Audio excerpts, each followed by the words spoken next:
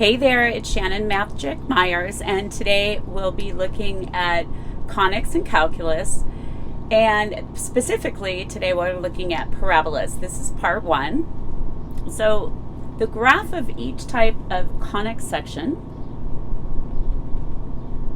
can be described as the intersection of a plane and two identical cones which are connected at their vertices. So it's actually pretty cool if you look at all these different things. The parabola, which we'll be talking about today, you've got, this is a potential of a parabola. Here's another one here. Actually, that's the hyperbola, the yellow. And then a circle and an ellipse. So it's, made by just having this plane intersect at different parts of these connected cones. So a parabola turns out to be the set of all points, call them x and y, that are equidistant from a fixed line called the directrix and a fixed point called the focus. So here we go. Let's take a look at this. I made a parabola here, and we've got symmetry. So in green right here, this is the axis of symmetry. So if the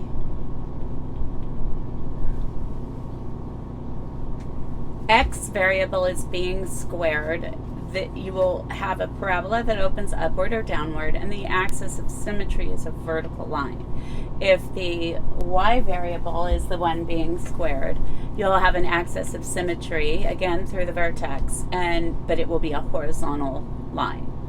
All right, so this line right here is called the directrix, and it will not intersect your parabola. And then you've got a point called the focus. All right, and the focus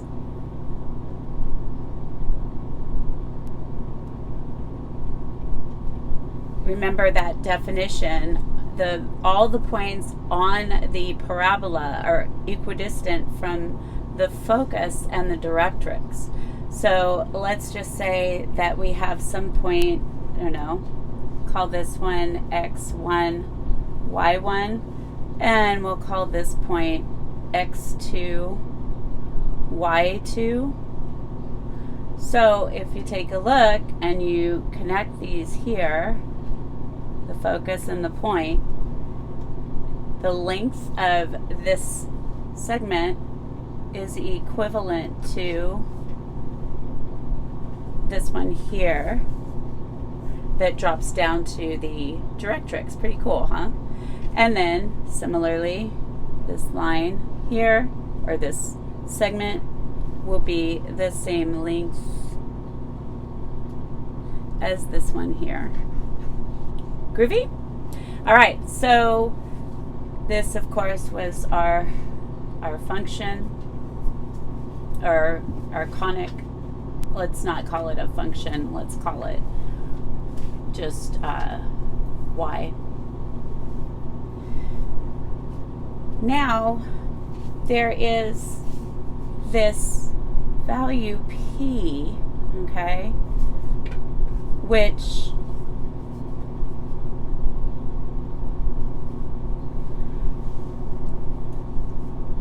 again is going to be a special value. In the case of a parabola opening upward, you're going to have the same distance p above the parabola and to the focus, and then from the vertex down to the directrix. And the vertex, of course, is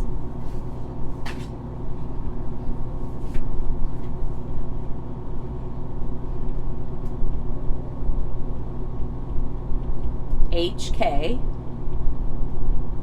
just like you've learned before, all right? If we take a look at this theorem, the standard equation of a parabola, here's what we get. The standard form of a parabola with vertex hk and directrix y equals k minus p. All right, so that's if you have a horizontal directrix like the one we were dealing with above, is going to be x minus h, the quantity squared, equals 4p times y minus k. So the k always goes with your y and the h goes with x. And just notice, I mean, this is like your kind of normal one you're used to working with where it opens upward or downward, but your x term is on the left side of the equation, right? Now, this is if you have a vertical axis of symmetry. The standard form of a parabola with vertex, again, at hk, and directrix x equal to h minus p is y minus k, the quantity squared, equals 4 times p times x minus h. Cool, cool? All right, now the focus lies on the axis of symmetry, key units from the vertex. So the coordinates of the focus are going to be on your vertical axis. There will be a vertical shift up or down depending on how it opens. Now the sign of p will take care of that because it's h comma k plus p. And if you have a horizontal axis, it'll be h plus p comma k. Cool, cool? All right, so let's take a look at an example at how this works. So we have this equation, y squared plus 6y plus 8x plus 25 is equal to 0. And we want to, completely analyze this graph. By the way, this is really all pre-calculus stuff, which is okay. All right, that is okay for this to be pre-calculus. We're reviewing it for you. So here we go. Let's complete the square. All right, so we have y squared plus 6y. I'm going to get the everything else on the other side of the equation. So we'll have negative 8x minus 25, right? Now, when I add half of the coefficient and then of the b term, so b times y, so half of the 6 is 3, and I am squaring it. I have to add that, of course, to the other side. 3 squared is 9. And then I end up with y plus 3, the quantity squared, is equal to negative 8x minus 16. Now we want to put it in the form so we can analyze everything. So this will be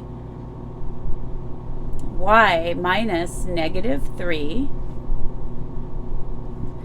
the quantity squared, is equal to negative 8 times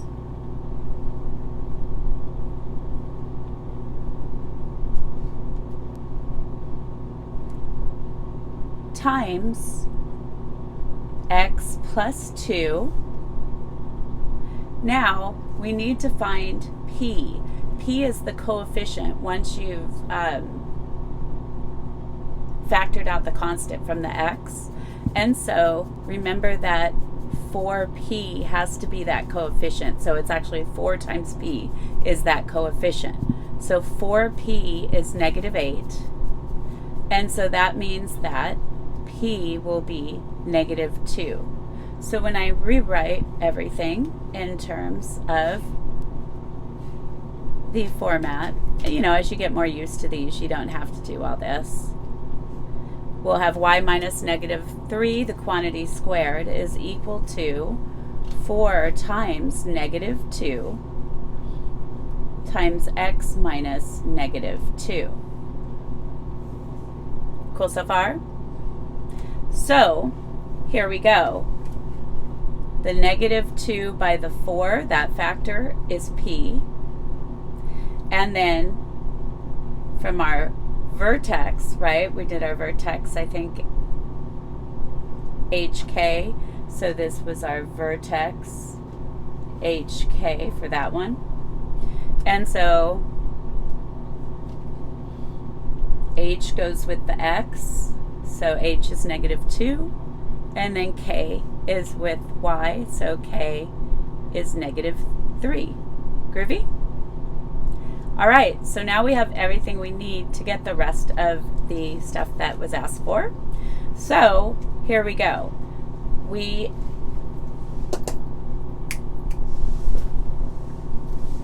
need to find the vertex. So let's just write out the vertex is hk, which is equal to negative 2, comma, negative 3. The focus is going to be to the right. This is a negative coefficient with the x, so it's a parabola kind of lying on its side. And so since it's negative, it will open leftward. So the shift will be in the x-axis because this has a horizontal axis of symmetry. So the focus will be h plus p, comma, k, which is going to equal to h plus, we know h, negative 2 plus another negative 2 for the p, comma, k, which is negative 3, which equals to negative 4, negative 3. And so this negative 2 was from p. And then our axis of symmetry, or not axis of symmetry, my bad, our directrix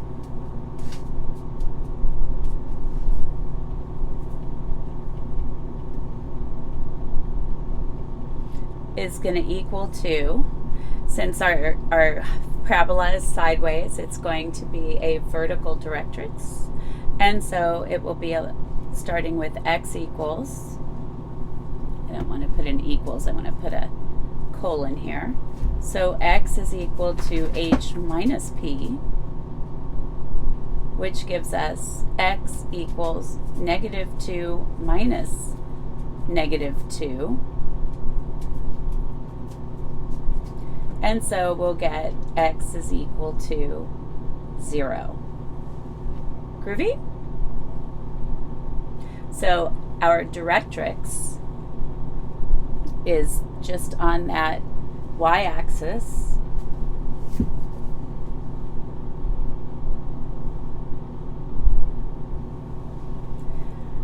And then our axis of symmetry, remember, is horizontal.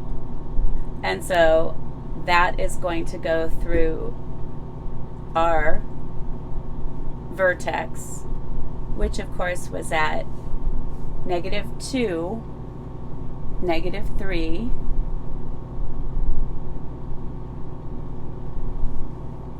and then the axis of symmetry will be here. Good so far? All right, excellent. Now, the focus, we already found the coordinates. That was at negative 4, negative 3. So that's right here. And then we will go ahead and make a picture of our graph, all right? So a lot of times, you need to find some values, right? And so if we look at just, X and Y to find some ordered pairs. And you can really use whichever iteration. I think I'm going to be using this one right here. Might be easiest. And so when I'm going to plug in values for Y, since that's the one being squared, I think. So when Y is -3, no, we know that. That's our vertex. Right? Duh. When Y is -2, then X will be what? So when Y is -2, we'll have -2 plus 3 squared, so that would just be 1 squared, is equal to -8x plus -16. So if you add 16 over, right, you'll get 17 is -8x, and when I divide by -8, I'll get -17/8 is x, which is just under -2, right?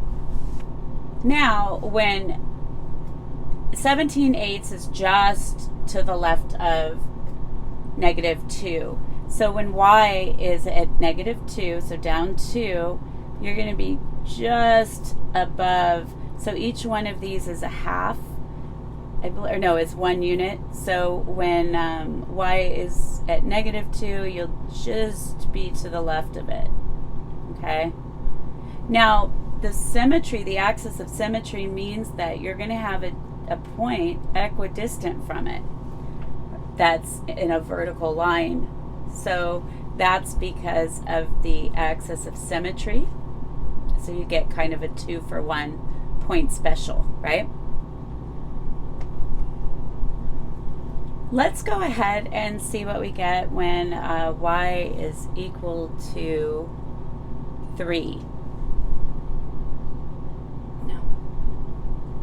Let's see what we get when Y is equal to 0.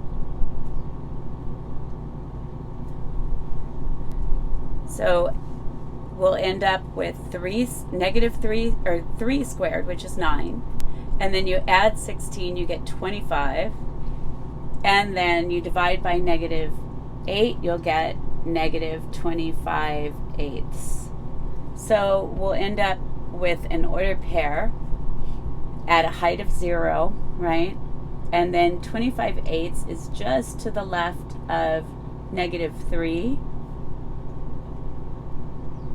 So you'll have a point maybe there.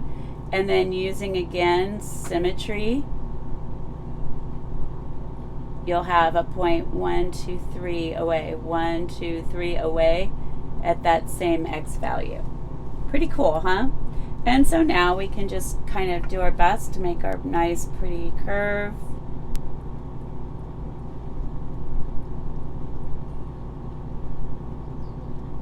And we've made our parabola. Groovy? Awesome. Okay, so now here we go. The next part, we're required to find the equation of the line tangent to the graph when x is -4. So, first of all, we need to find out what is y when x is -4. So, again, using y plus 3, the quantity squared, is equal to -8x minus 16.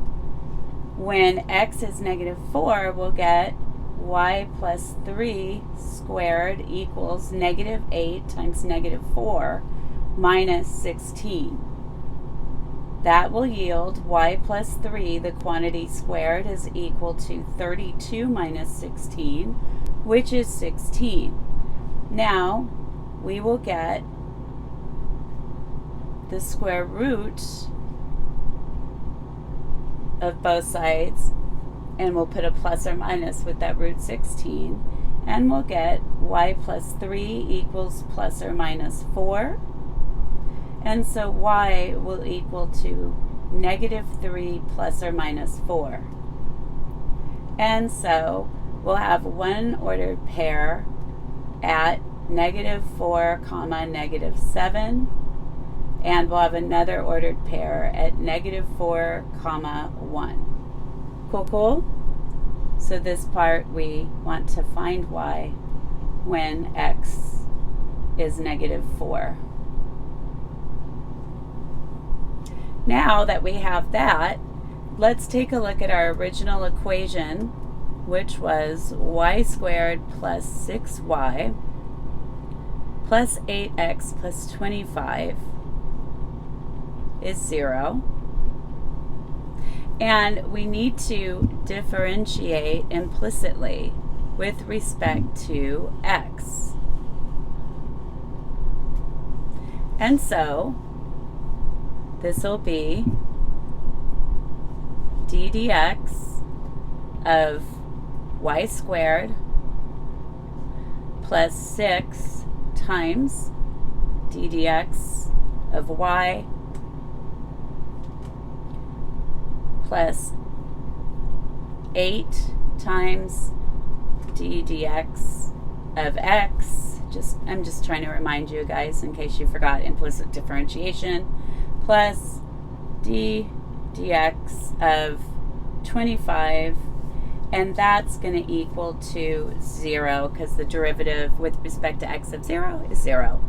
So first one we'll get 2 times y dy dx, right? Because you have to treat it using the chain rule. Since we're differentiating with respect to x, it's implicit. Plus 6 dy dx plus 8, the 8x is implicit, plus 0 is equal to 0. And then when I group the dy dx's, I'll have 2y plus 6 times dy dx, so I grouped and factored, is equal to negative 8. And so dy dx, if I factor out a 2, right, will be equal to negative 4 over y plus 3. Cool so far? All right, so now let's go ahead and take a look at we have these different values, right? So we found the y value, we found the derivative, and so at negative 4, negative 7, dy dx is going to equal negative 4 over negative 4, which is positive 1. At negative 4, positive 1, dy dx will be equal to negative 4 over 1 plus 3, which will be negative 4 over 4, which is negative 1. Cool so far? Awesome sauce. So we have found the slope when x is 4 and evaluated it. So we have our slope for each line, and let's do the last little bit here. So at negative 4, negative 7, the equation of our tangent line will be y minus negative 7 is y plus 7 is equal to the slope, which was just 1, times x plus 4. So y plus 7 is equal to x plus 4. That's one of them. At negative 4, 1, we'll have y minus 1 is equal to negative 1 times x plus 4. Y minus 1 equals negative x plus 4.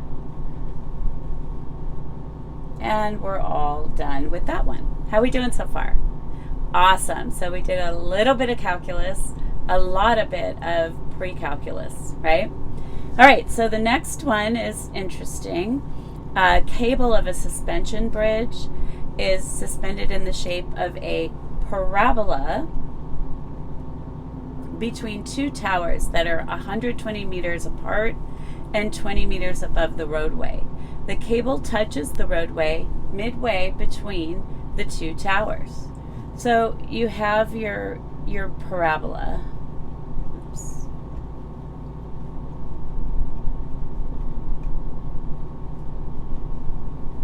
There we go.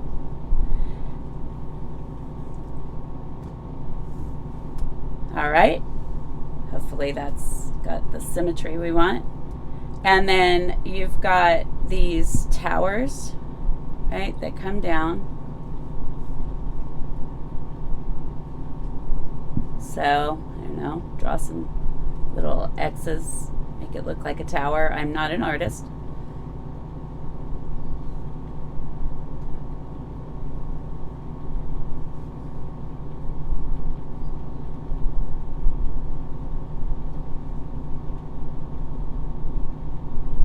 And then we'll put our axis. I mean, this is supposed to be symmetrical. I don't think I did the best job on that. Let me try one more time now that I have my towers up.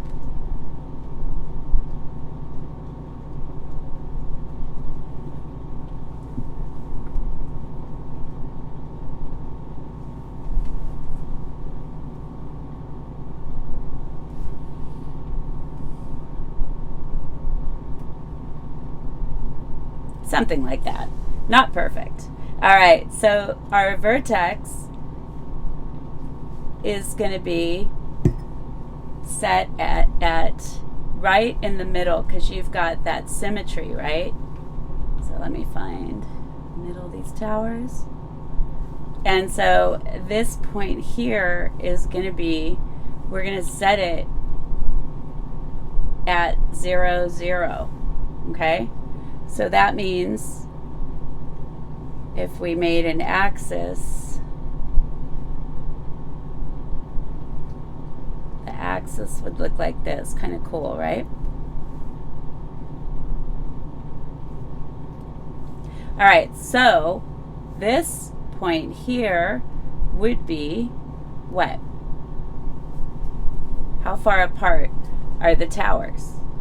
A total of 120 meters, and I split it in the middle, right? So that would be 60, 0. I'm just going to focus on the right side right now. And then this point up here would be what? 60, beautiful 20, because we were told that it was 20 meters above the roadway. Groovy? All right, so I think we have everything we need to solve the problem, the first part of the problem. And so our h is equal to k, which equals to 0.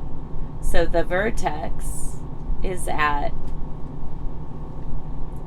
0, 0. Groovy? Now, that means our formula will be x. We're opening upwards, so the x is squared, right? So it'll be x minus 0 squared is equal to 4 times p times y minus 0, 0, not squared. Which simplifies, of course, to x squared equals 4 times p times y.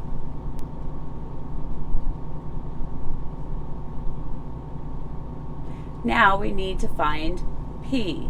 So we do have values for x and y, right? So let's plug in the ordered pair, 60, 20. So 60 squared would equal to 4 times p times 20. That gives us 3,600 is equal to 80p. And when I divide by 80, I'll get 45 is equal to p. So x squared will be equal to 4 times 45 times y, and that gives us x squared is 180 times y. Groovy? If you want, we could rewrite this as y equals 1 over 180 times x squared. Whatever works for you, they're equivalent. Cool so far? So we found an equation for the shape, the parabolic shape of the cable. Now, we need to find the length of the cable. So, this problem, we're going to use the calculator to find this, and I'm going to tell you why. Not for the whole thing. We have to do some figuring. This problem not only involves trig substitution, but once you do the trig substitution, when you for integration, you do trig substitution, then you have to do integration by parts. So we're not going to do that for this problem. We'll just use our calculator to find the length. But we do need to use arc length, right? So arc length is equal to the integral from a to b of the square root of 1 plus y prime squared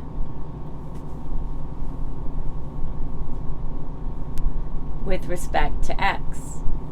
So if we do a little bit of side work, y prime will equal to 2 over 180, I'm using the second equation that we got, times x.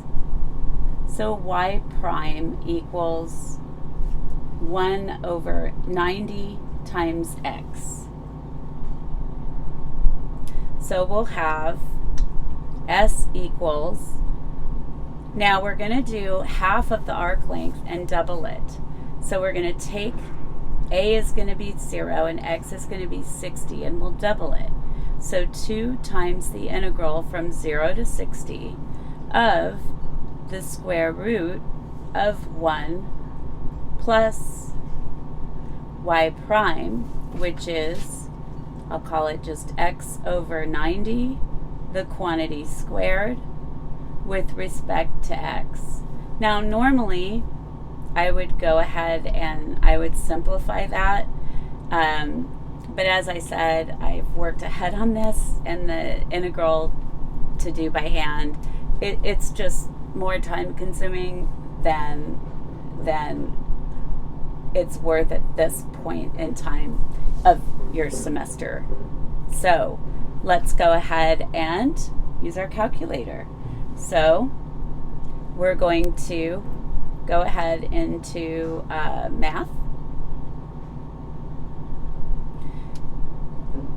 We'll go to function integrate. We're going from 0 to 60. And then we have, I'll double it at the end. We have the square root of 1 plus quantity x divided by 90, squared. And my apologies, I just saw this right here. It's not dy, it's dx. And then we will have with respect to x. Cool? And then enter, and we get 64 point something And then we need to times that by 2.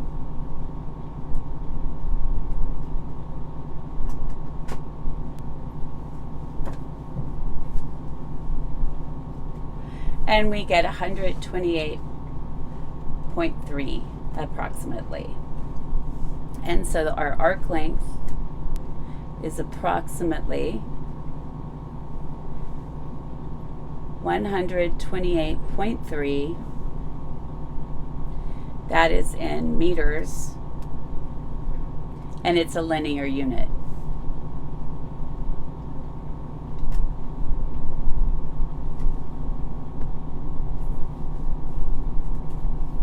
All right, good so far? Excellent. So I hope you enjoyed the clip here. If you like what I'm doing, go ahead, hit that like button, subscribe, you can share the video, and I'll see you soon. Bye.